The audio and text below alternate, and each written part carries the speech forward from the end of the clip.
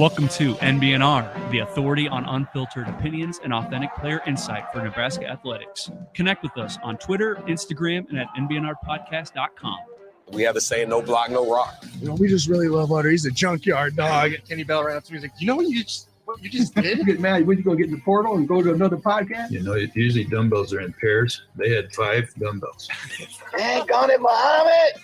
GBR. Kyle. I was ahead of you that time. Kyle, good job. I'm switching it up a little bit, guys. I don't know if I'm going to cut you off anymore. Okay. You know what I mean? Yeah, just let it roll. Just let it roll. Sure. Because, like, you got it down anyway. Yeah. We got to change something. Yeah. Something's got to change. Yeah. Okay? It's been the same old thing. Okay, let's get this thing started. Go Big Red Indeed. No block, no rock. Season 4. Episode 2. We are in the Nebraska Brewing Company tap room. 108th and Harrison, Livingston, Nebraska, 68128. They do open in a little bit, so we got to get this thing on the giddy up so the groupies don't rush us. Mm-hmm. Yeah, there's already a line outside. Yeah. Yeah, the line outside the door when they open at 2. Yeah. Let's talk about what we're drinking. I am drinking a good game. Very nice, very crisp on a Sunday. Just good enough to drink a little bit of my sorrows away. I'm a little more numb now, just a little bit. Don't worry, guys. Don't worry. I won't be numb in a little bit. Yeah. Connor, go.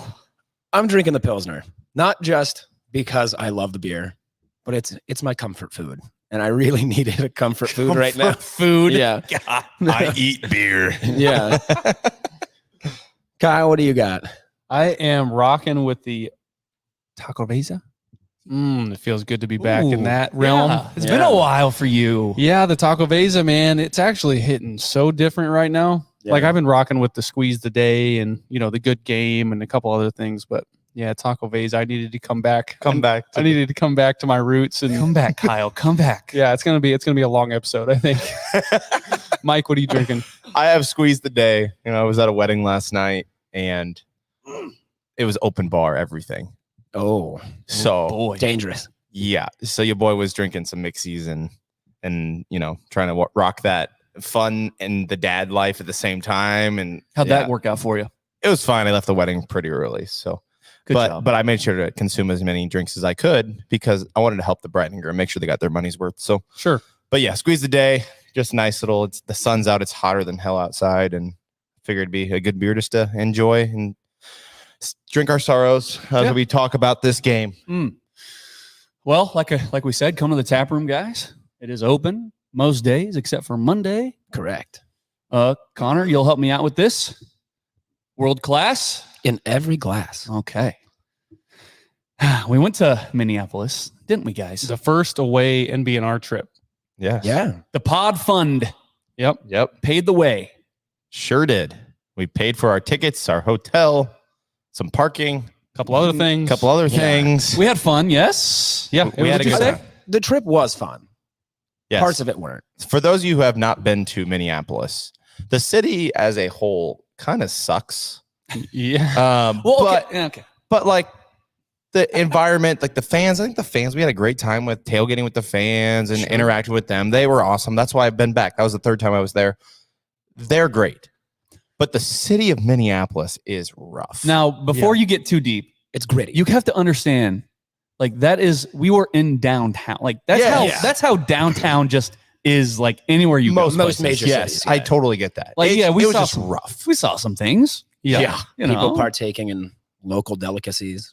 Yeah. Or offering you local delicacies. we're calling it delicacies now. I'm sure they really enjoy it. That is you're trying to be politically correct. That is your mission accomplished there. Yeah. But yeah, I mean, we went to Lions Pub. We did a live show at Lions Pub for a few hours. And, you know, we had a few people that were like, yeah, we are at Lions Pub because we heard that you are doing a live show. And, you know, I'm like, oh, damn. Listen, That's and pretty cool. It was awesome because like people were taking pictures of us and coming up and giving us high fives Love and you taking, guys, yeah. taking some of the stickers and stuff that we had set out. So, I mean, seeing like an actual number of people coming through, like who knew who we were was, I mean, that was cool. It was incredibly cool. Yeah. Shout out anybody that was at that show and came to talk to us. Thank you guys. We appreciate you. It's the reason we do this. And if you took a sticker, make sure you put it somewhere where everybody can see. Yeah. You know what I mean? Yeah. Display that. Advertise us. Free advertising for us. After all, I did pay money for those damn stickers. So, yeah, I'd like to see them put to good use. Yeah. Okay. Anything else about the trip you want to point out?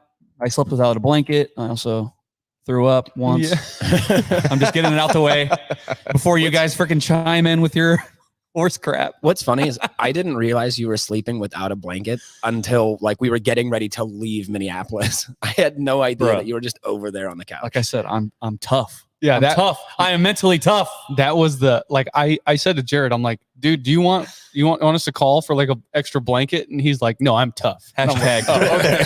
hashtag tough. I And don't we, need your blankie. we learned about Taylor and Adrian Martinez at 3 a.m. Yep, I talk in my sleep. Apparently, I didn't know that. He's not crazy. and he's not crazy. Jared is not crazy. Yeah. Okay. As everybody knows, Nebraska loses at the buzzer 13-10 versus Minnesota. And guys, look, I made a few videos and I did a TikTok live for a few hours. So, I've talked about this. I've gone through it in my head a little bit. I'm just going to throw it out there. Just a vague question. What did you learn? Just anybody. Learn? Or What did you learn? I had a suspicion confirmed. Go on. We talked about this a lot during the offseason, but we had heard that Anthony Grant was having trouble putting the ball on the ground. We did see him do that. And so my suspicion was 100% confirmed. I feel like every Husker fan had that confirmed at that same moment. Okay. I think, and I just want to preface this with, I am not a football coach. I do not know anything about football in the technicality of things, right? I'm just a fan. And on this fan's perspective, what we heard the whole offseason did not quite equate to what we watched on Thursday. Mm-hmm. You're talking, oh yeah, the tight ends are going to get a bunch of use. Oh yeah, the running back, the running back room is going to just kill it. And Attention to detail, not beating ourselves, embracing the fourth quarter, getting 75 rushing yards in the fourth quarter to close games out. That was the most, not frustrating, because I understand why Coach Rule said this, but it was frustrating to the point that the phrase that he gave, again, was something like, we don't need to start the game as the strongest team. We need to finish as the strongest team. And we very clearly didn't. Yeah, we were yelling. Me and Jared in the stands were just screaming, finish. Wouldn't it have been nice that we set the stage for that, right? We've been conditioning all offseason to finish games in the fourth quarter. We want to be the baddest team in the fourth quarter. And for some reason, you cannot teach an old dog new tricks. They Old found, habits. yes, Hard to break. they found ways to beat themselves again. Nebraska I took a picture during the game. And I told the guys, I was sitting there and I was like, hey guys, I'm taking a picture of this right now because this is going to determine the outcome of the game. The time was 12 minutes and 16 seconds. And I said, guys, this is the drive. This is the drive where you could go and win the game. What did they do in that drive? threw the ball 3 times, 3 and out. Yes. The first play, and we can talk about that a little bit, that sequence. Yeah. The first play, the kill shot to Tommy Hill. Don't hate it. Do not hate that. I'm not knocking that at all. Sure. Go for your kill shot. You haven't taken a deep shot all game. You bring out because, and we found out later on that Isaiah Garcia Castaneda was injured and he might be out for a significant amount of time. But you take a shot to Tommy Hill, who is apparently your fastest player on the team. Take a shot. He burned him. He did what he was supposed to do. And Jeff Sims going to get him the ball. Okay. We're fine. We'll let that slide. Don't hate it. Yep. Okay. The next 2 plays, we proceeded to throw the ball again. And people are going to say, well, the RPO was open on the second play. He just got batted. He had him. Okay. But you know what else is open? Just running the ball. I guarantee you the clock runs if you run the ball. Yep. Right? And you'll probably get a yard at least. Yes. And you could have at least knocked off 2 to 3 minutes off that clock and punted the ball and played field position like you had been doing all game. Minnesota had not found anything. But instead, 3 straight passes, you killed like 10 seconds off the clock or whatever. It was awful. Right after he took that picture, once that drive was over, I looked at Mike and I go, well, we just burned 20 seconds. It was pathetic. Yeah. Absolutely pathetic. And maybe with my question about what did you learn, we can kind of go position by position and just like, so it's a little more organized and pointed. Mhm. What did you learn about Jeff Sims? What did you learn after game 1 of the Matt Rule era?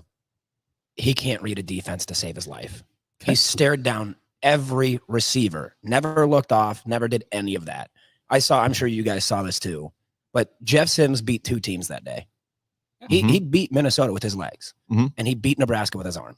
Yeah, the problem is that he was the best player on the field. Like, he was the only reason we moved the ball. You go look at those rushing numbers. If you take out the sacks, he ran for over 100 yards by himself. So you can take the good with the bad. It's similar to guys that we've had in the past, the Martinez's and everything else, is that they are your best way to get yards. And we said in the offseason, hey, this team, if our identity is quarterback run a lot, it's going to be an issue. Yep. Now, obviously, he's a little bit bigger, faster, stronger than some of the guys we had in the past, but yeah. I'm afraid quarterback run, that's all they have. Jeff Sims is the playmaker on the offense, and you can't not run Jeff Sims. He had 19 attempts, and yeah, it's a little inflated, for 91 yards. He is their offense, and if he is their offense, he's going to run, and if he runs, he is going to get hurt. And then I think of QB2, QB3, and the playmakers that are not there. They're just not, guys. Where are they? So just imagine Chubba Purdy throwing to these guys, and it's a little disturbing. Yeah. Well, and they didn't simplify. Like, what we thought, we talked about this in the offseason. You figured with a guy like Jeff Sims, who's had a history of turning the ball over and being inaccurate, you think you would simplify the offense for him. Quick hitters, dare I say, swing passes, high percentage throws that will help him get confidence and get into rhythm. That didn't happen at all. It did not. Dare I say, we understand that Jeff Sims has the legs. Yes. Do we start running the option a lot more?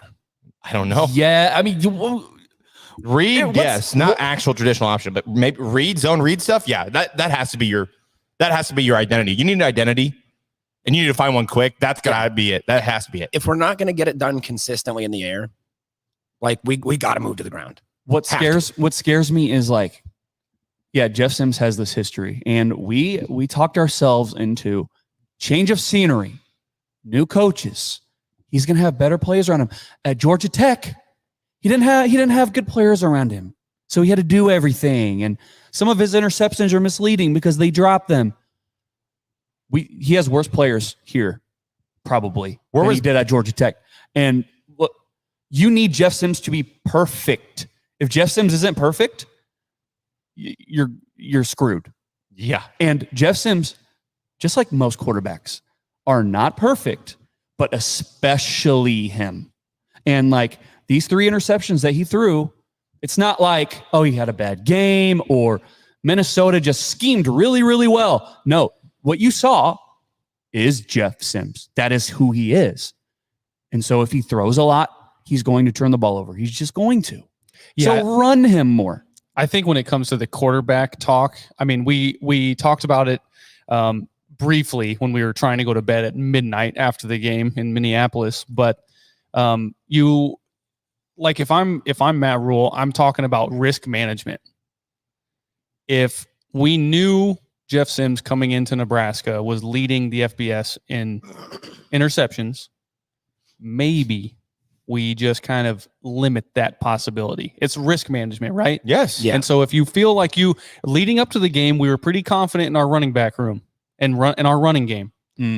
If I'm Matt Rule, I'm looking at the risk management side and I'm saying, okay, you know what? We are going to have to focus on the ground. Just like you said, Connor, you have to focus on the ground. Yeah. Because clearly, especially after watching that game on Thursday, the risk is not worth the reward trying to throw the ball in the red zone, trying to finish the game, throwing the ball. the risk management needs a serious deep dive. That Can we talk interception in the about red that? zone. Yeah, the interception in the red zone. There was the sequence of plays was unfortunate, right? You had Gabe that probably scored. Okay, whatever, didn't happen. Let's not blame referees It here. didn't happen. No, the referees did not beat Nebraska. Nebraska beat Nebraska. We can sit here and complain about that play all We day can. long. They're not going back and changing They're that not. score. They're not going to. The fact that that sequence of plays, you line up, right? You run up to the line. I like the assertiveness. Minnesota scrambling, right? You get up to the line, and your guards, your veteran guards, Ethan Piper, your team captain, single-digit guy, right? He jumps early, puts you in a pickle. And then on the next play, you have 11 seconds. I like not kicking. I know people are like complaining. They're like, you should have took the points. You had 11 No, seconds. You had 11 seconds. Come on, score. And Touchdown. it's fine. You brought us back a little farther, which sometimes is easier to pass if you're not that close to the goal line. Yeah. So the 11 seconds, I'm fine with it. The ball has to come out quick. If it's not there, it goes into the stands. They have all these national championships from 1940. Hit One of those freaking signs. One of those old banners. That's what you do with it. That needs to happen. As a veteran quarterback that has started as many games as Jeff Sims, that hurt so bad. I was screaming in the stadium. What are you doing? This is not true freshman Adrian Martinez playing for What is the first-year excuse? head coach Scott Bleep. Like, this dude has started a crap ton of games. Again, we get back to risk management. Throw it away. That's literally, you have to simplify the offense so much for Jeff Sims now. Moving forward, They're you're gonna gonna have two reads. If they're not there, run. That's it. That's it. Moving forward, you cannot give him time. He cannot, and he did okay at stepping up into the pocket sometimes. But if your two reads aren't there, go. I'm done. Like, no, you cannot. Anytime that you have the ball in your hand, it is a risk. And right now, if you're throwing the ball after your second read, that is a problem. This is the last thing I'll say on Sims, just for me, because I don't want to just keep beating him down. He's gonna have to pass. Okay, he can never not pass again. So Yeah, we're not Navy. we're not Army. Less standing in the pocket. Get him moving. Bootlegs. And like you said, Mike, if something's not there, if you're on a bootleg and something's not there, either you're running or you're throwing it up to us in row 900. Yeah. Okay. And we can get into some of the comments in the chat. Yes, we'll go on to running backs after a quarterback. Yep.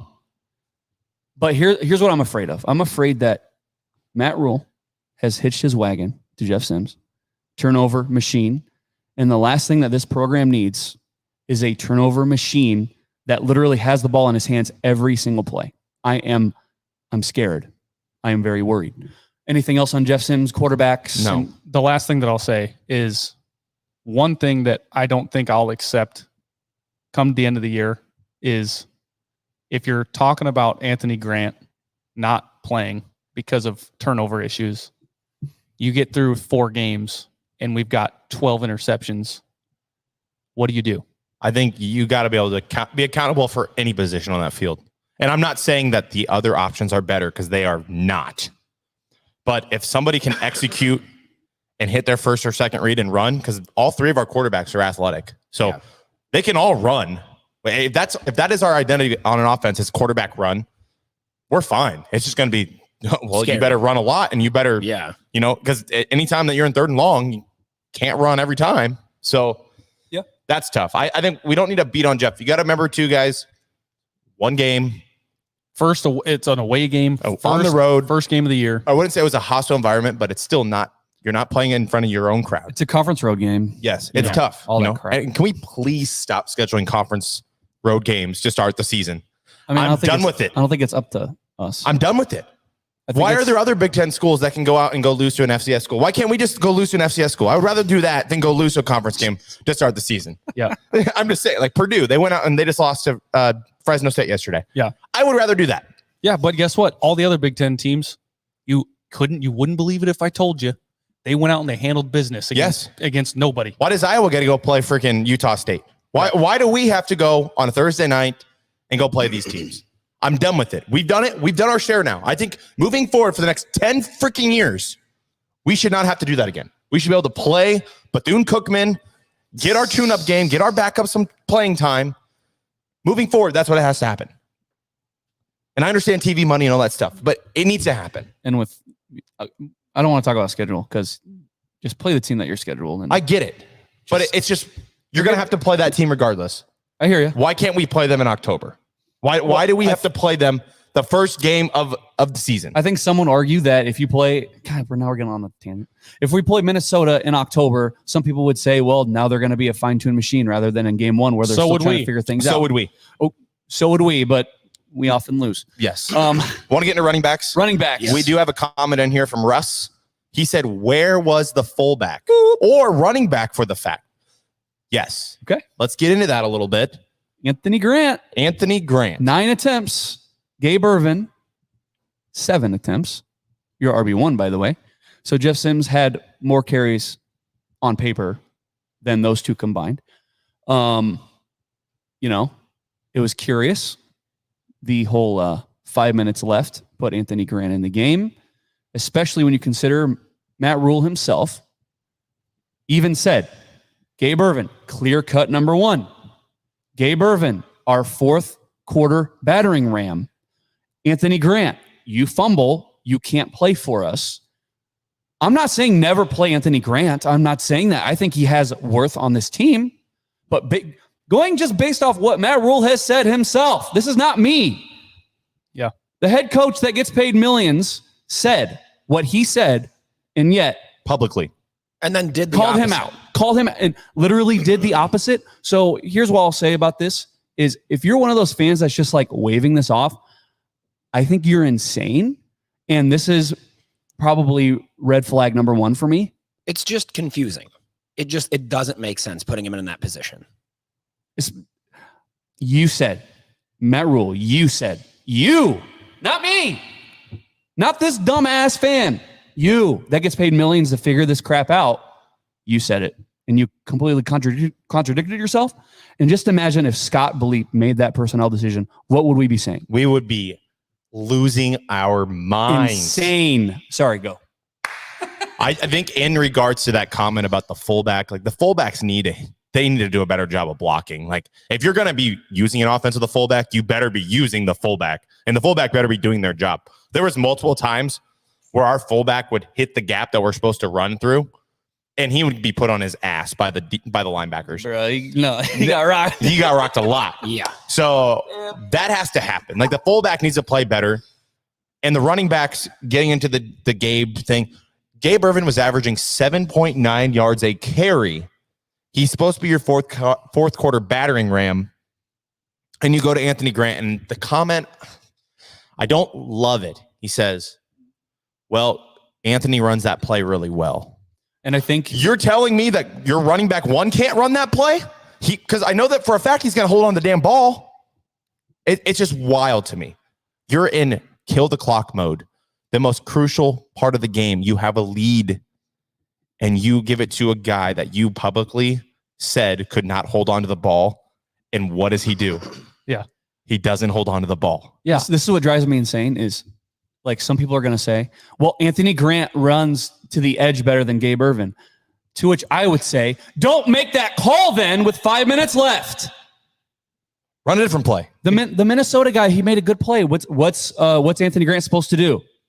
The guy he did the peanut punch. What's he supposed to do? Hold on to the This is where EJ Barthel before the play goes 2 hands, hold on, 2 arms, holding on the freaking ball. 5 points.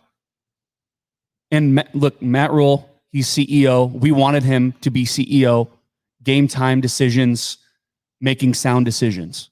He has the right to say, no. Gabe, go in. Even Ramir. Fourth quarter battering ram. You're the CEO. I'm sorry, it's not on Barthel. It's on you. Isn't this what we're supposed to be doing? Guys, if we're being consistent, we can't rail Scott Bleep and then not rail Rule. Yeah. Rail Rule. Rail. Yeah. I'm sorry. This is alarm number 1 going ding, ding, ding. I don't like it. Yeah. I know it's game 1, but I don't like it. Yeah. And Mike, to your point, like I'll call it an excuse, was the play that was called Anthony Grant runs it better. Well, if you're telling us that Anthony Grant is putting the ball on the ground in a critical moment in the game like that, and you specifically call the one play that Anthony Grant supposedly runs better than Ramir and Irvin, what are we doing? You put your best guys on the field when it's crunch time. Run that play in the first half. Right.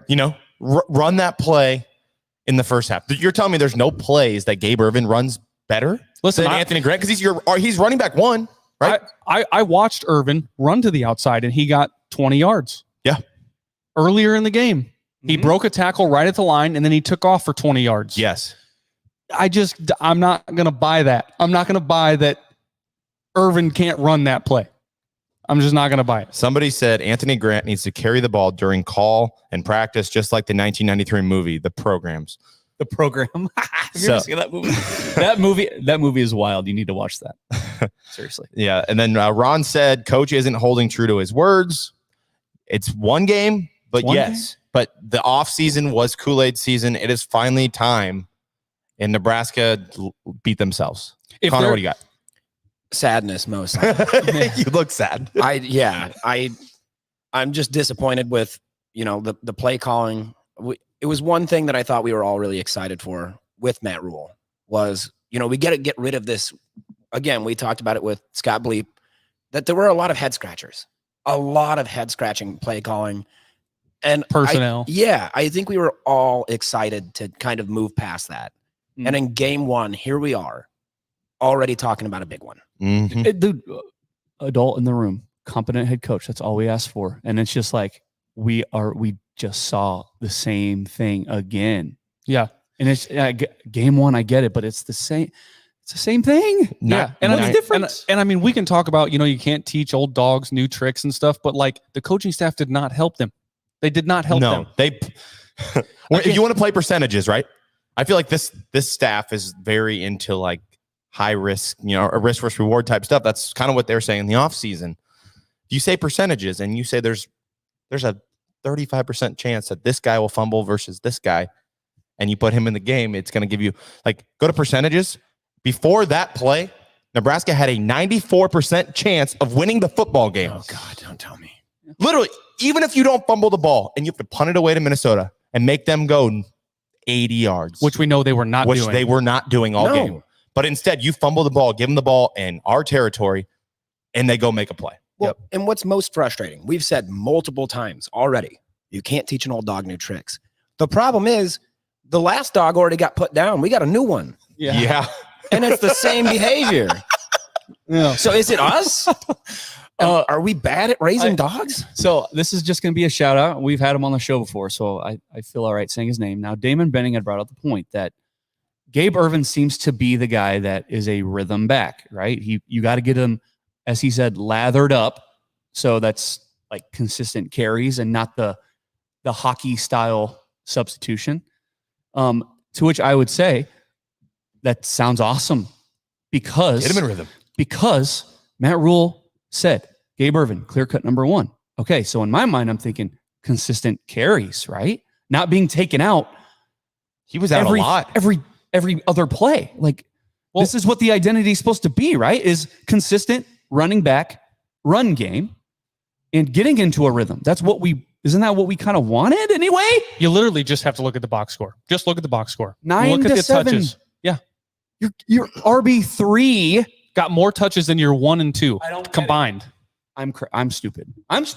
You are. I know. Yes. I'm admitting it. I'm stupid. Tim said, I got drunk on the Kool-Aid and I have a massive hangover again. Well, luckily for you, my friend, we are the chaser to your Kool-Aid. We've been saying it since day one. Yeah, that is why you listen to the podcast. No block, no rock. That is our motto. We are here to help be the chaser to your Kool-Aid. Even if it hurts us too. Because you got to remember, we're not here to bash this program. We love this program. We love it just as much as you guys do. That's why we do this every week, because we love it so much. Yeah. I did not see a single person walk in that door today with a smile on their face. No. We knew what we had to do today. Yes. No one was excited about it. Not a freaking chance. Just concerning Rule, I'll just say this. I still like the guy. I want him to be the head coach. I do not want him gone. That's insane. Now, that being said, there's been a game. There's no more a look in, hard knocks, Kool-Aid. The fairy tale's You over. have the game has been played. You know who can do what, who can't do what. This is where the staff, the new staff, who's supposed to be better, this is where you make your hay. This is where you make your paycheck, is by making adjustments going forward. And then we'll judge accordingly, okay? Like we said, it's game one. Now you have game tape. Make adjustments accordingly. Put your quarterback in a great position. Put your running backs in a great position. Mike, you're going to say something. Let's go switch to the other side of the ball. And this might be some good stuff that we can talk about before we put a bow on this game and we don't talk about this game again. Yeah. Then we'll preview another thing that might get hot again. But let's talk a little bit about the black shirts. They look good, guys. I was impressed. I'm Yes. not saying, we're going to be a top defense in the country or anything like that, but the defense, Minnesota for most of that game was struggling to move the ball. Yes. Struggling. They lacked an identity. They looked like Nebraska. They were the ones doing bad things. Mhm. Like our defense was making them do stupid things.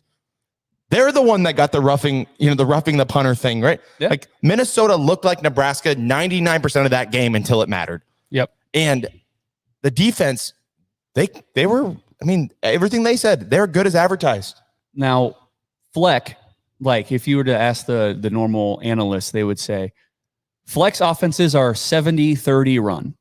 Kalec Manis, 44 pass attempts. 44. You got Minnesota all out of their identity. Mhm.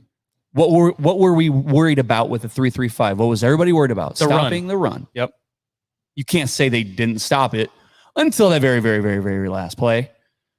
Dude, watching it from above, from the stands, it's like, okay, this defense looks like they've got a mentality. They were hitting dudes. They've got making- multiple hats on the ball. Multiple. You could tell, and I don't think this is just like convenient talking point, but you could tell that they have physical practices. Yeah, Yes. I cannot think of any missed tackles throughout the whole No, game, they were. except for the very, very, very, very, very end. Yes, that last freaking play. No, like open field tackling, great. Yeah. Everything was great. Besides the Hartzog getting cooked, and when he's just supposed to play zone in that corner there, and he went to go make a play, got cooked. But other than that, like this defense, think about it. They gave up 13 points and lost. They gave up 44 rushing yards and lost. Yeah. This- and they were facing 4 turnovers. Yeah.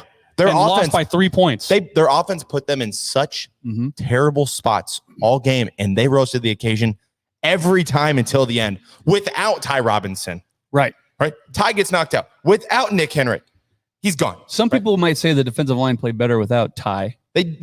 Like, And and I I told think you in the it's true. stands. Remember, we were sitting in the stadium. I was like, this is a moment where this defensive line is going to show, like, I'm going to go play for my teammates. This is that culture thing. This is when they stay in the dorms and all that stuff.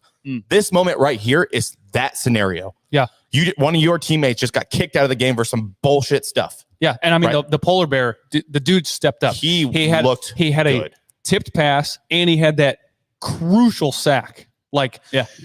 the dudes on the line stepped up big time. And then like you said, Mike, the biggest concern for us was, or I'm sorry, Jared, the biggest concern was the run. And I think we can, for now, considering the identity for Minnesota was the 11 personnel and just running it up the gut and just beating the hell out of y'all game, considering that, they rose to the occasion big time. Right. Some people are going to say Minnesota's offense isn't all that High impressive, caliber, yeah. and you lose Mo Ibrahim, and but it's just like, and somebody on TikTok said, the conditioning looked better. Like, Yes. they were in the they weren't getting beat off the ball necessarily. Like the first half, the pass rush could have been better. Yep. You could have gotten off the field more. Like they were On they third were- down. That was rough. They were converting third down after third down, it seemed like.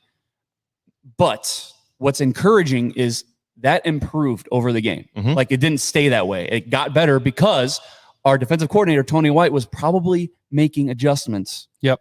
And it seemed like he had a good grasp on the game and things weren't getting out of hand with him. Like he seems like a dude worth his salt. Listen, the little dunk passes for 6 yards, 7 yards, stuff like that all got eliminated. That all- Yes, until the very end. At But the yeah. end, up leading up to the end of the game. We were consistently we were putting pressure on the quarterback, and those little dink and dunk plays that have killed us in the past, that all kind of got squared away as the game went on. So, yeah. So the defense played well. The substitution on the defense was incredible. And I think that has to do with the conditioning too. Yes. As they were, They had 18 guys play on the first drive. Can name a time you've ever seen that? Right. Ever. We had 18 guys, including two true freshmen playing out there.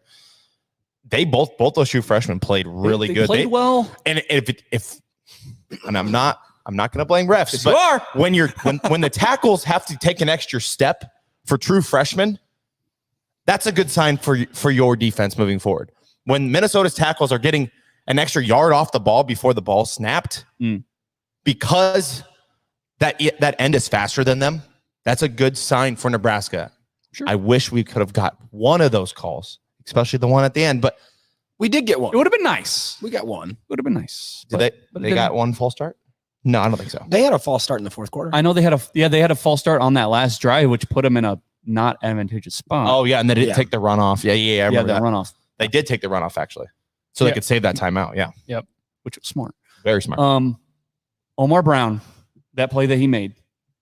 I mean, I think he was in man-to-man coverage, and he just made a great play. Yeah, give the dude a single digit. I don't care what you have to do. I would just I think he earned it. Take him. Omar coming. You guys ever seen The Wire? Omar coming. Well, Omar has a big test next week because there's Sure this guy named Travis Hunter that we're going to be going and seeing in Boulder. Yeah. And that guy's going to be a real test for both our cornerbacks. Now, I don't know if you guys want to talk any more about the defense. Any other points? No, I just think they play good. Can we talk special teams? That's what. Go. Yeah. Okay. Holy Moses. Compared to last year, Yep. I'm talking everything. Literally everything. The punting was better. The kickoff coverage was better. And then you've got Ramir running 60 yards down the sideline on a kickoff return. I wish you would tell have me. housed that. I wish you would have housed that. Tell me. Just tell me. Off the top of your head, I already know. when was the last time that we saw somebody get more than 30 yards on a kickoff return? 2014. I'm sure 2014? I'm sure DPE. DPE, yeah, like 2014. Yeah, that's I remember Amir Abdullah doing it his freshman year. Yeah, freshman year. Jesus. Yes. It was nice. It was a treat to see. They talked about the importance of special teams, and we have a special teams coordinator. Foley. what is that? Wow. That guy lives and breathes it. He goes on the field early to see the wind. The guy is a nut about it, and it showed. It showed. It did. You got starters on punt. You got starters running down on kickoff. Like, Let's be real. Let's be real here. Mm. We've talked about this 100 times. The only reason we lost by 3 points on Thursday was because of special teams and defense. yes, Yeah. Had you not had special teams like that, I don't know how the game would have ended up, but it wouldn't have been like that. Well, and the only touchdown on the 2023 season was some razzle dazzle bullshit. Yep. Yeah. Telling you right now, that shouldn't have even worked That because barely worked. it was a bad throwback. The ball was on the ground, scramble, and then the guy happened to be wide Listen, open. I know it's called Osborne, but they did Osborne a disservice with that play. They did. It was I know it ugly. scored. I know it scored, but yikes. Yeah, they did Dr. Tom dirty there. Yeah. It would have been cool if it looked cleaner. Yeah. But it worked. It worked. With special teams, and this is not performance related, to be clear. Only thing I was disappointed in, and I talked about this at the live show. I think we talked about it last week a little bit. I was really excited to see Tristan Alvano and make sure he was the real deal, and we didn't get to see that much of him. So Pre-game, he looked good. yeah, I mean, he those hits. big leg. Yeah. It was cool. Shout out Sam Hahn. He tweeted that Alvano's first field goal is a 27-yarder. That's kind of neat. Cool. But yeah, I don't know. I wanted to see more. But frankly, if I had it my way, I would only see Alvano kicking PATs. So. Yeah. And, going into this game, it was kind of like up in the air for a little bit. It's like Alvano doesn't seem to be emerging and Bleak Road's kind of lingering. But, dude, I mean, hashtag do your job. I mean, what else do you want Alvano to do? I mean, he nailed his first ever kick with the yellow piss flags waving behind him, Yeah. And to be honest with you, I don't think once during that game, I mean, obviously there were other things to worry about while we're sitting in the stands. And I didn't hold my breath every time a punt went in the air or didn't hold my breath. Way better than last year. Buschini is just old reliable. Like you can pretty much count on him to just do his job. Yep. Whereas with past punters in the past,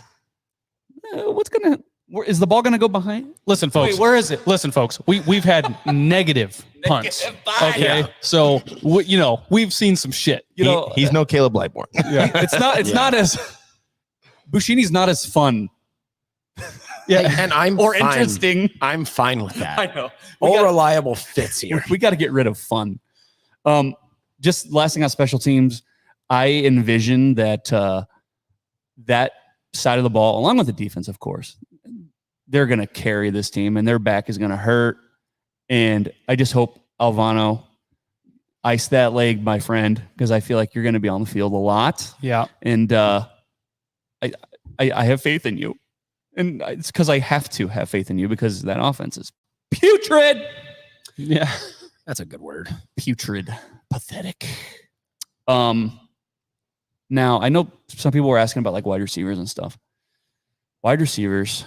Now Billy Kemp, no catches. Marcus Washington suspended, had 3 catches. He had a nice third down conversion, a few nice catches, nothing spectacular. But all I'll say is this, guys. If I have to see Billy Kemp run a route that's more than 10 yards downfield, I might blow a gasket. Yeah. You can't have him in those situations, right? Right. I mean, you saw one of the picks was Sims overthrew him because, look, guys, as bad as Sims is as a thrower, I know we're beating him again. Yeah.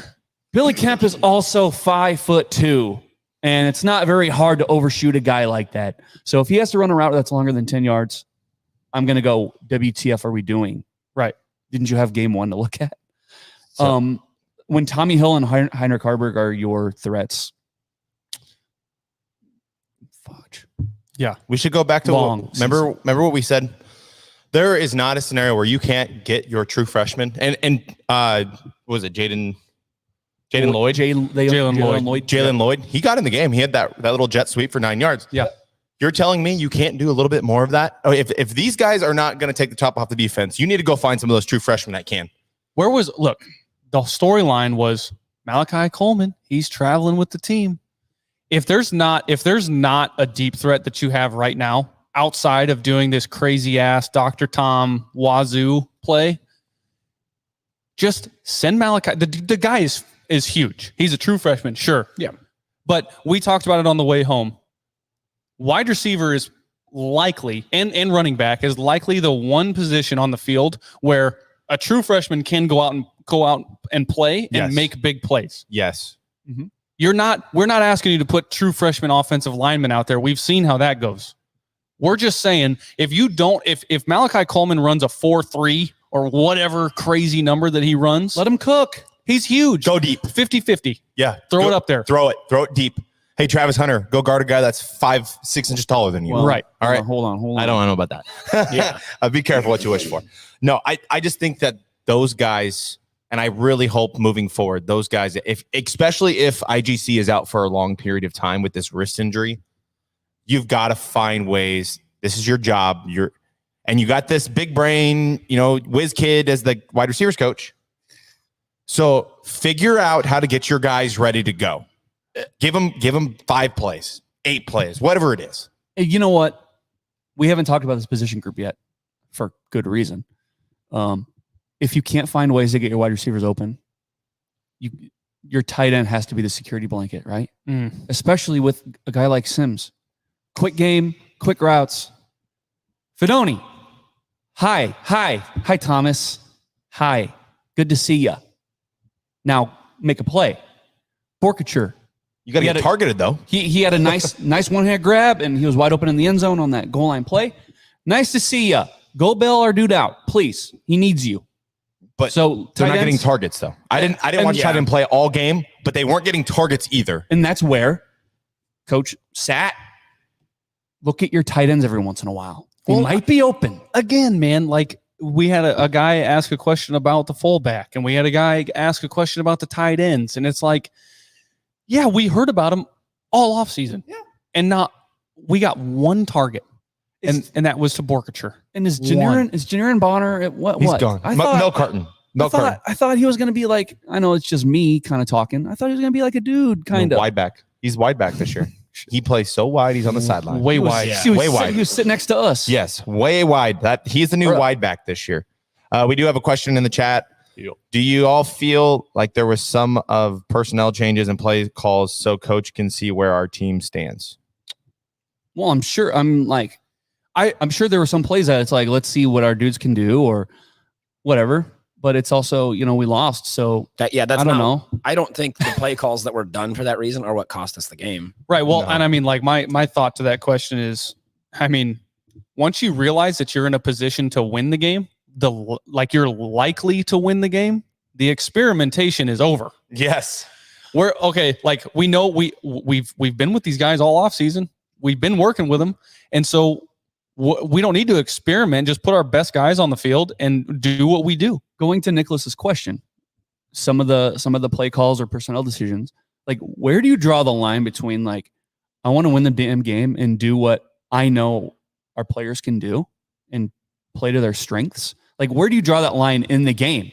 Is it like, oh, we have 5 minutes left, let's do what we know our guys can do? Like, where you had a chance to win, you had the lead in the fourth quarter.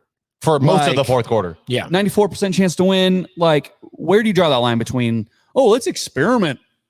Okay, you know what? Maybe that game was so ugly because they were doing just that. Now you have game tape. Okay.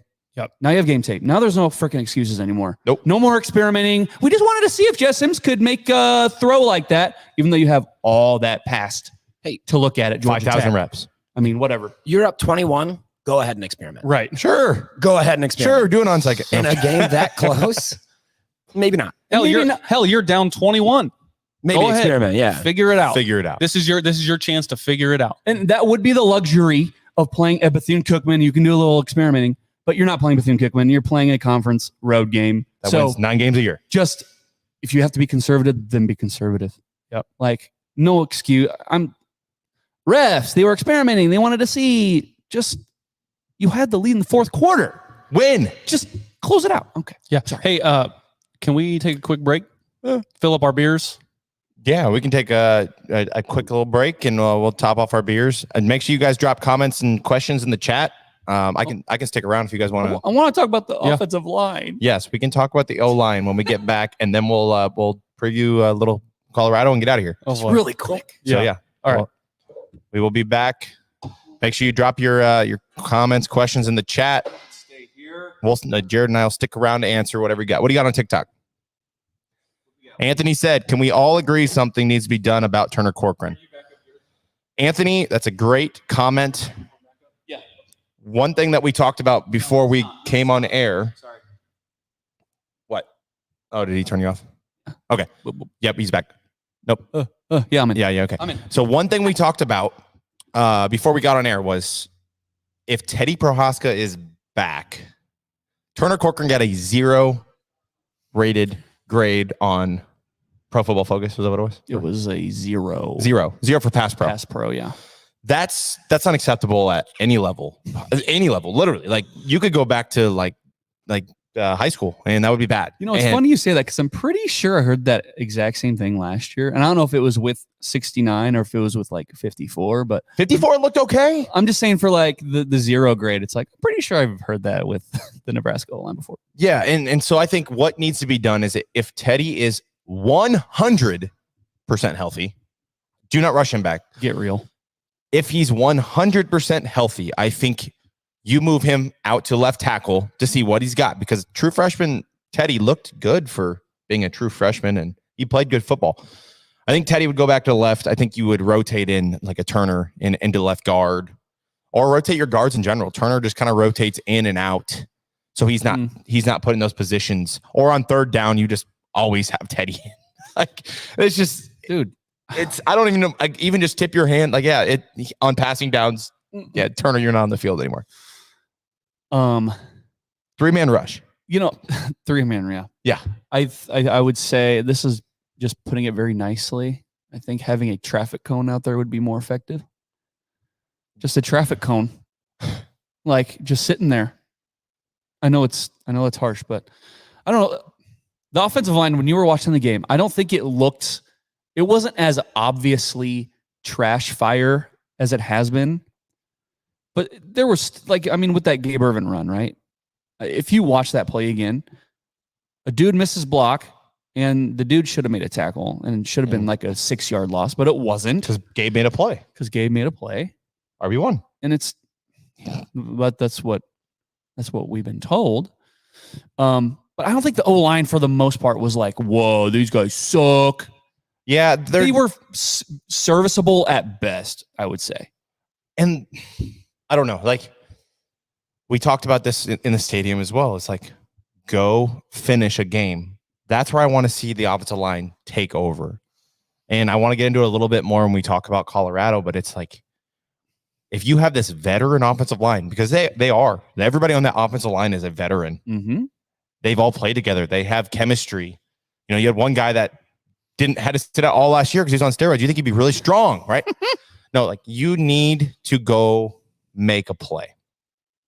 And the O-line, they didn't play terrible. I would say 69 did not play great.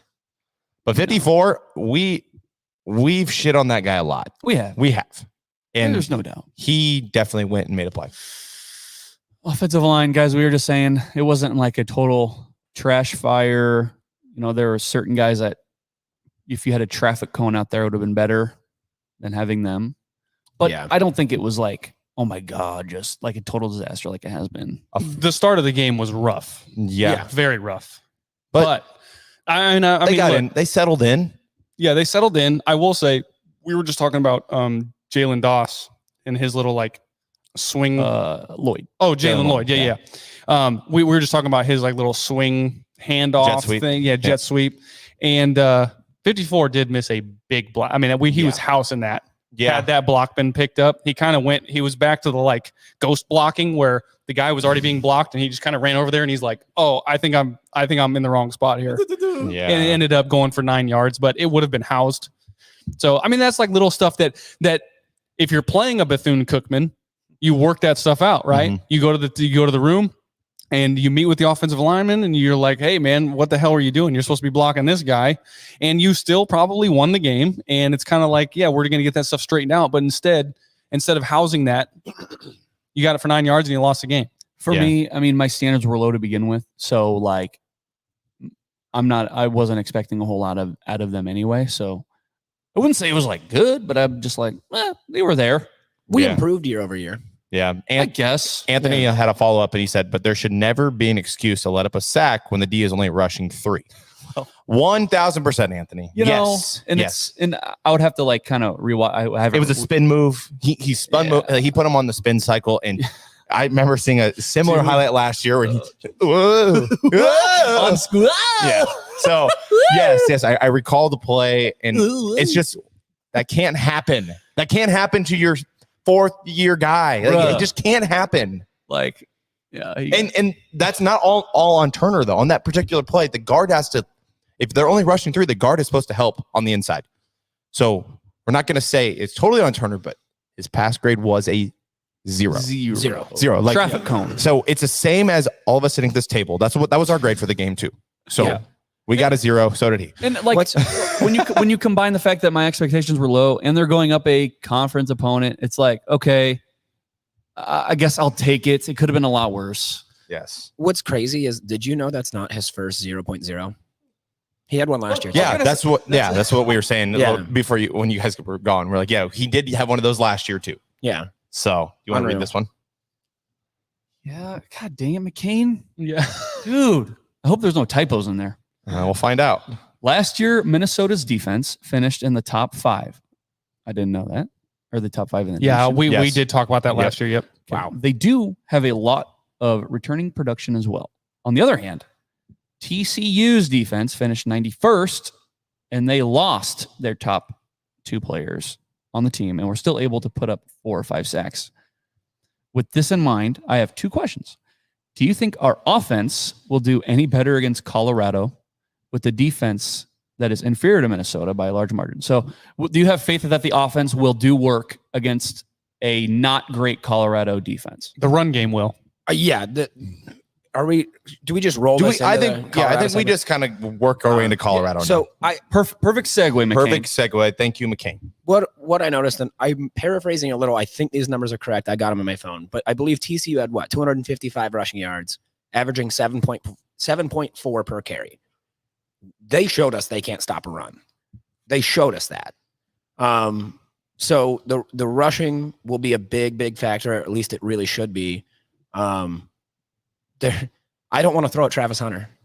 I don't want to throw. I don't want to throw any ball near him. Yeah, I don't. He is living up to all the hype. Travis Hunter is him. That's what he said. He is him. He is that guy. Yeah. I do not want. We're going to see him enough on the offensive side of the ball. I don't want to throw near him on the defensive side of the ball. Don't want to do it. If his side of the field gets targeted more than 5 times, and I think I'm being very generous with that 5. Yeah, right. 5 is a big number. That's a big, and that's kind of where I'm going with this point. You fire Satterfield. Yeah. If you target Travis more than 5 times, you don't have a dude. Sat is gone. You got to be with those receivers. There's no way. There should never be a scenario where you're throwing when number 12 is near there. I'll tell you. You target him 5 times. Travis Hunter comes away with the ball at least once. 100%. No. You target him 5 times, he'll pick it off 6. Yeah. That's just the way Nebraska football is, guys. I'm sorry. That guy is good. Okay, so Colorado in Boulder. I made a TikTok video, and I wouldn't say it went viral, but I got a lot of views. I said, this Colorado team is playing with 2 things that Nebraska has not had in a very long time, and that is confidence and belief. Agreed. Right up here, guys, and I'm pointing right between my ears. Confidence and belief.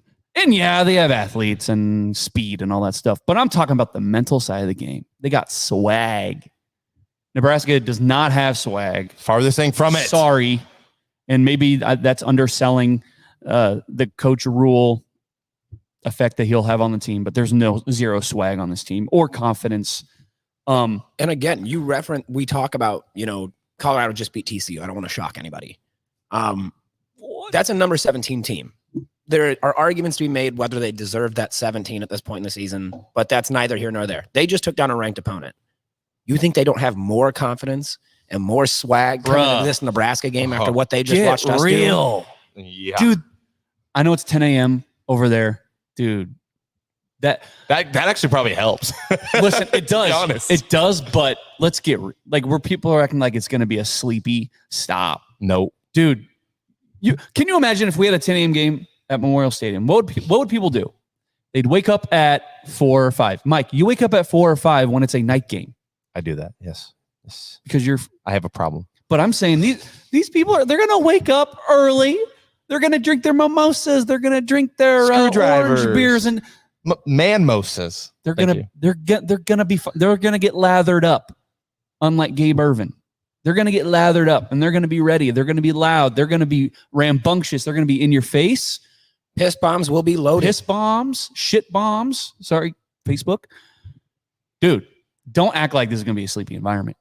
As for the game plan, run the damn ball. Yes. Look, you have to. Look, yes. Sonny Dykes, the fact that he continued to just try to go blow for blow with Colorado after, I'm talking, you go through the first half and you're like, damn, this is kind of crazy. Yeah. Mm-hmm.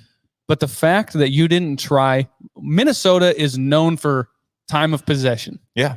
Okay. And Nebraska matched their time of possession damn near. I think it was like a 30-second difference or something like that.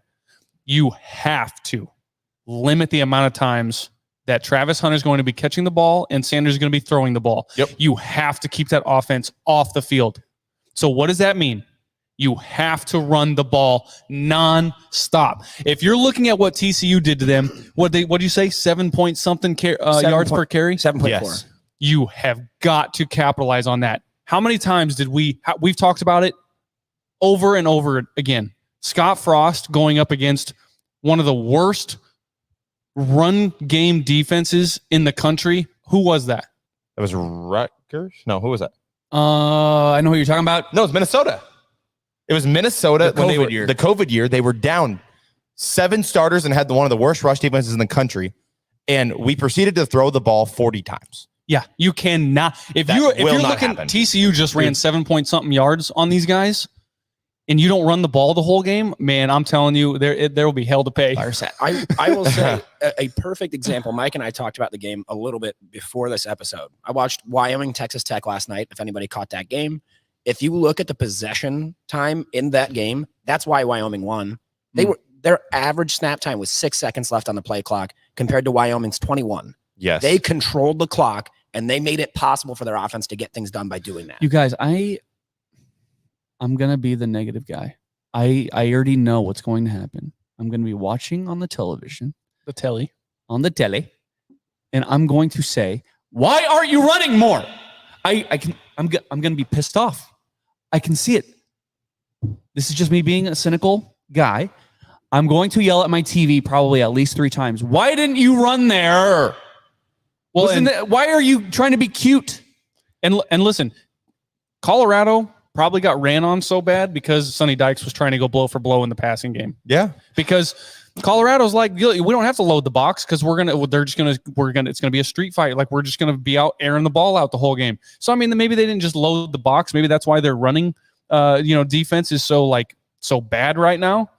Colorado's gonna know we're gonna come in and run the ball. Right. What this reminds me a lot of, though, if you watch Colorado's offense, they are full-blown former head coach Scott type offense. It's fast. Chip Kelly style, fast. Many places you can get in, right?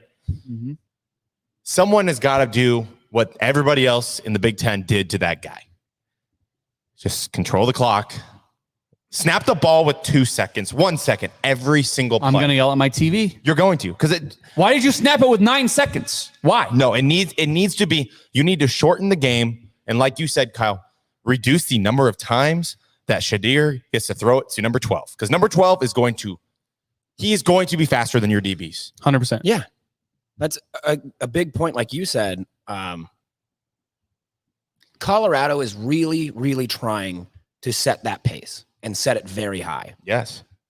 Throw them off. Don't get attracted. Make that pace slow. Yes. Slow everything down. People say just run it down their throats. And I'm just like, people out there saying Nebraska just needs to run it down their throats. I say to you, have you looked at Nebraska's offensive line as if they're a bunch of bullies out there? As if the Nebraska offensive line is just a bunch of bullies, a bunch of ass kickers. They are not, guys. I can tell you right now, you're going to watch your television and go, Colorado is out physicaling them up front. I guarantee you.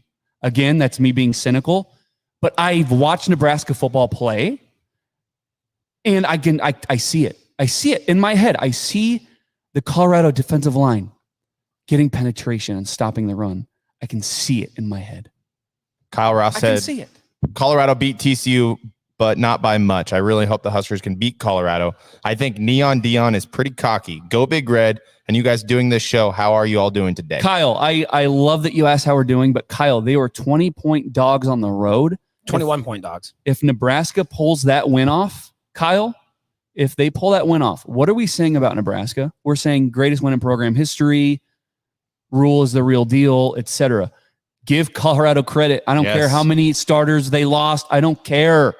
Nobody picked them to win. Give them the roses. They deserve all the credit and all the praise they are getting for beating TCU.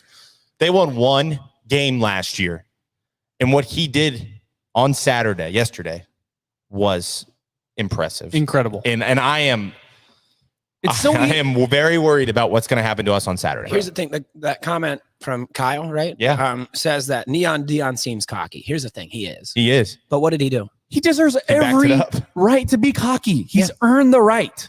He just has. If he would have lost, then we could say something. But even then, with that performance yesterday, had they lost by a field goal, it came down to the team that had the ball last. Yeah, even if they lost, the nation would still be talking about how incredible that performance was. Yep. If God willing, Nebraska goes in and beats Colorado, and Deion continues to talk like this, sure, maybe there's some criticism that can be thrown around. But as of this moment, you got to give it to him. Deion's never going to not be Deion. So even if somehow the sky falls and Nebraska somehow finds a way to beat Colorado on the road, if that happens, Deion is still going to be Deion. Well, Deion's going to spin it. He's going to spin it in his Deion primetime way. Yes. Listen, he's savvy. He knows. Another thing that someone said on Facebook on one of my videos was like, Nebraska is going to roll into Boulder pissed off because of what happened in Minneapolis. And I go, Siri, play Shook Ones Part 2 by Mobb Deep, because I think they're going to be shook going into Boulder with the swag and the confidence and the belief that Colorado has. I think it's going to overwhelm Nebraska. And I don't know if we want to get into game predictions, but I just think that this is a train, and I just think they're going to get rolled over. In the last 5 years, how many times have we heard Nebraska's going into this next game angry? I've seen this movie before. Yes. I've seen this movie. I know the end. And it's always the same ending. And you know what? Like the whole, like, oh, they're going to roll in there pissed off. Like, dude, we've been doing the raw shit for 10 years. We've been doing that. That is our gig. Oh, you know, you drop a team to a team that, you know, is 30 players out because of COVID, and you lose that game. Boy, these boys are going to be pissed off going into the next. No. And look, and the devil's advocate argument, which I am definitely open to hearing, is, well, you're not giving Rule and his staff enough credit then. And I go, maybe you're right. Maybe they will go into Boulder pissed off. There's going to be a different mentality under Rule than there has been under the past regimes. Maybe you're right. I hope. But based off evidence, the eye test, what I've seen for the past, how old am I? Really old. The train is rolling, and they're, oh boy. What happened in week 1 this year was literally the worst case scenario. Nebraska loses like it always loses. Identical. The Linning, the close loss, whatever it is. And then Deion goes to TCU and performs like that and wins the game. 1-score win. And of course, it's against the team that went to the national championship last year. Yeah. It couldn't have happened any worse. It literally couldn't have. The stage is set. So the other thing that, again, I'm not taking this win away from Colorado. I'm not going to take that away. But we talked multiple times. TCU is not the team that went to the national championship last year. No, I know that. They returned 3 offensive starters and 7 defensive starters. What concerns me most about that is the 7 defensive starters, because 4 of them were DBs. And they still torched that secondary. And they were 91st in the country and still somehow found their way into the national title game. And here's the thing, too, is forget all the stats, forget everything. This is all mindset, raw stuff, right? Sure. Yeah. You have to just imagine Nebraska going to play TCU week 1. We would have lost that game. Yes. And would have been like, oh yeah, you know, they're national champions. Of course they lost, right? Yep. Or they're, you know, the runner up to the national championship. Of course we lost that game, right? Colorado walked in there with knowing that they're number 17th in the country. We're going to them on the first game of the year after we just got rid of 80 people on our team and won last year. And won. Yeah, game 1 under the primetime regime. Tell me the last time Nebraska did anything like that. They did what Nebraska has not been able to do for a very long time. Exactly. Kyle Ross said Nebraska lost a close game at Minnesota. Yes, they did. But have a lot more games left and plenty of chances to get a lead and keep it and win. Thank you, Kyle, for the positivity. We need it. You're not wrong. He's not wrong. We can still work on that identity of finish in the fourth quarter. We can still do that. Yeah, season's not over. We did strike out on the first try, though. And we all predicted they would lose. I did not. Right. Yeah. Except for Mike. I thought they would win. I said, hey. What an idiot. I didn't think they were going to win. I predicted us to win. I didn't think they were going to win. That's the only thing that's keeping me alive right now, is because at that live show in Minneapolis, oh, brother. Oh, it was so hard for me to say. Dude, the vibes were high. Yeah. Oh, yeah. The vibes were high in that bar. And I'm sitting there and I'm like, I think right now I could predict a win here. Yep. I think I could. And I still predicted a loss. Yeah. So that's the only reason I'm still alive right now. But Kyle, I'm proud of you that your logic won out over your emotions. yeah, I'm telling you, Good job. that bar, Oh, dude, it was the vibes were high. fantastic. We were Yes. feeling good. We were interviewing Husker fans in Lions Pub. It's a Husker bar down in downtown Minneapolis. And yeah, there was 2 fans, I think, that predicted Minnesota to win. The rest of them Out of all the 20 fans that we interviewed, they all said Nebraska was going to win that game. So, Kyle, good job. Kyle, what do I always say? What do I always say after a win? I go, Nebraska is the one team that just can't do it. Nope. They were 7-point dogs to Minnesota. What do you expect? Colorado was 20-point dogs, 21. And they won. They figured it out. No, Colorado won a game they were not supposed to win, that nobody thought they would win. A roster that some college football experts said was the worst in Power 5. They won a game they weren't supposed to win against a fellow Power 5 foe. I don't care if TCU has Dingus McDingus as their quarterback. Don't He matter. has thrown Hinkle well this season, though, McCringleberry. yeah. Hingle thank you. Yeah, that guy would have probably thrown better than the TCU guy, but I ingest him. All right, guys. Do we have anything else to say about Colorado? You want to go around, do some score predictions? Oh, no. Dare we? Or should we just? Yeah, no. I mean, no, we can't win the Guesser Guy award from Connor if we don't. So, Right. You know what? Go around, give your predictions. What do you got? We'll start with you, Connor. Kevin.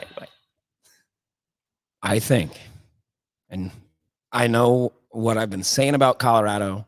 Mm-hmm.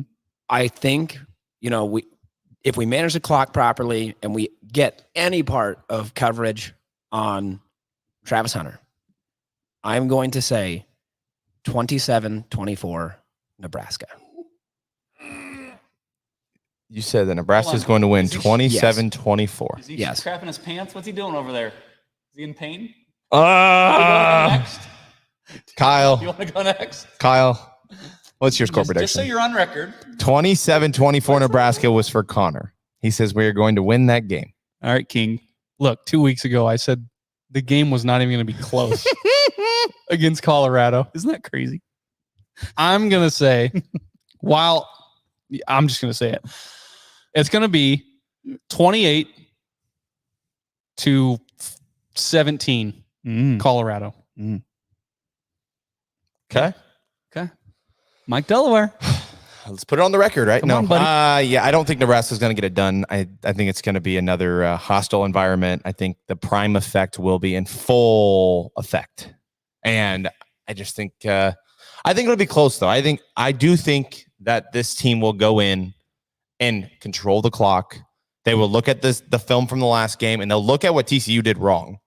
I think they will control the clock, and it will be a lower scoring game. I think 24-21 Colorado. Kyle, I need you to play Shook Ones Part 2 by Mobb Deep. Don't have that one. Oh, yeah. No, I don't. Nebraska. How would you say your mental focus is? That ain't it. Nebraska, you ain't a crook, son. You just a shook one. There's going to be turnovers. Colorado's going to get the ball a lot more than we would ever want. And this is going to be one of those losses that isn't a win or a one score. It's going to be 41-20.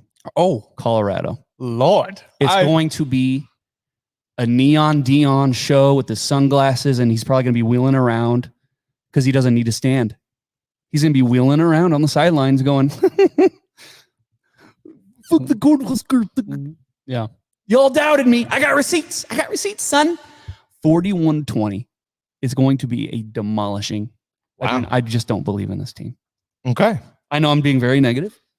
I would say so. Yes, I think that's a little more negative than we would like. But you know what? Have you seen Nebraska's offense? I have. It's You not. think they're going to score a lot? It's not But good. I think the biggest difference is, again, you saw them put up 45 against TCU, who had no defense. And we talked about how stout our defense was in Minnesota. Again, different caliber of offenses, but I don't see them putting You up that many. guys talk about your almost 8 yards of carry versus TCU. You can talk about your 8 yards of carry. I'm talking about confidence and belief. No, And those are those are the things that have been holding Nebraska back for a very long time. Not necessarily the athletes.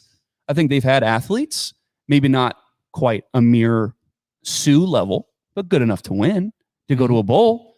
Confidence and belief. That's what Colorado has, and it's going to overwhelm Nebraska. And the environment, they're going to be scared. They're going to be shook. Matt Rule, please change the narrative. Hey, I'm begging you. Our friend Kyle just said his score prediction is Nebraska 20, Colorado 14. Okay, okay, yeah. I mean, I guessed 28, I think 28, right? Ooh. For Colorado, because I do think Nebraska's defense is going to play better than what TCU did. Sure. But I also think that Nebraska's offense is going to play better against Colorado than they did at Minnesota. But I don't think that's going to outweigh. The offense is not going to keep up with Colorado. Well, that's my thing is I think it's reasonable. Like I think all of us, except for Jared, had Colorado in those mid to high 20s. That's not a team you're going to keep below 20. No. It's not. It's just not. Yeah. No, Jeff O'Connor said 41-10 Colorado. So I mean, it kills me. 2 weeks ago, I'm like, it's not even gonna be close. Yeah, and now we're like, oh my gosh, they're a runaway train. Foot in mouth. Right. You know what? Yeah. I'll own it. That's it. I'll own it. Do you know how many times I referenced Travis Hunter's size, saying this guy is not going to make it happen in the They Power look 5? small. They look small. Circus. Do you know how dumb I feel at this current moment? Just on Thursday, I was like, you see Connor here? I was talking to a Minnesota fan. Yeah. You see Connor here? Travis Hunter weighs 30 more pounds than him. You think he's going to be good? Jesus. He's good. The amount of just absolute like slander that I put on Travis Hunter, and he proved me so wrong. He might win a Heisman. I'm just saying, like that. I did see it is a notable college football analyst. I'm not going to say a name, but they had their top 2 Heisman contenders as Travis Hunter number 1 and Shedeur Sanders at number 2. Honestly, right now, if you had to break it down after watching college football yesterday and Thursday and everything like that, Hartman, I would say it'd be Drake May. It's maybe it's Hartman. No, I mean, shoot, it's going to be Caleb Williams is going to be in that conversation all season, no matter what. Yeah, of course. Travis Hunter, he's probably in the lead right now. He's doing literally the Charles Woodson right now. Yep. He's playing both positions at an elite level. Now, didn't Hartman throw 4 or 5 TDs in his debut? So he threw. Shedeur just threw 500 yards too. Yeah, I get that, but like leaving Hartman out of the discussion is nuts. Now with that, I don't see Matt Rule saying this, but Kyle here with NBNR, I'm saying, look, you want to play both sides of the ball? We are going to punish you. Yeah. Well, and that's the thing, right? If you're going to run the ball, then make sure Travis Hunter has someone in his ear constantly. Knock him on his ass. No block, no rock. I want receivers. I don't care. Put freaking Nori Noelle out at receiver and have him fucking go block him. Have Marcus Washington do a Cooper DeJean. Yeah. Just punish the hell out of him. Punish the hell out of him. You've got the size. And guys, like, I know that we talk about Heisman. Like, I think that's a little nuts, right? And it's not even week 2 yet.